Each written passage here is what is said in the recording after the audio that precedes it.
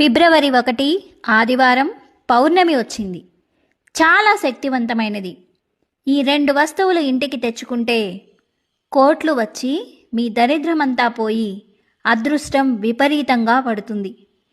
ఆదివారం పౌర్ణమి రావడం చాలా మంచిది. ఇది చాలా విశేషం కూడా.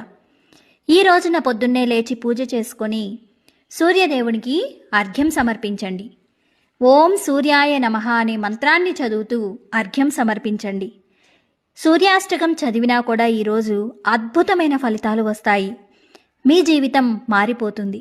ఈరోజు మీరు స్నానం చేసే నీటిలో కొంచెం పసుపు వేసుకొని గనక స్నానం చేసినట్లయితే ఆ లక్ష్మీదేవి అనుగ్రహం మీకు కలుగుతుందన్నమాట. ఈరోజు లక్ష్మీదేవిని పూజించడం చాలా మంచిది. పౌర్ణమి కాబట్టి ఐశ్వర్యం వచ్చి మీ జీవితంలో ఉన్న ఇబ్బందులన్నీ కూడా ఆ లక్ష్మీదేవి తీసేసి మీకు ధనాన్ని సమకూరుస్తుంది. ఈ 2 వస్తువులు మీ ఇంటికి తెచ్చుకుంటే మీకు దరిద్రం పోతుంది అని చెప్పుకున్నాం కదా. ఆ 2 వస్తువులు లక్ష్మీకారకం, పవిత్రమైనవి, మంగళకరమైనవి. అవి ఏంటో కాదండి, ఈ వస్తువులు తెచ్చుకుంటే మీరు అశుభాలన్నీ కూడా మీకున్న అశుభాలు దూరం అవుతాయి. అవి ఏంటంటే రాళ్ల ఉప్పు, పసుపు.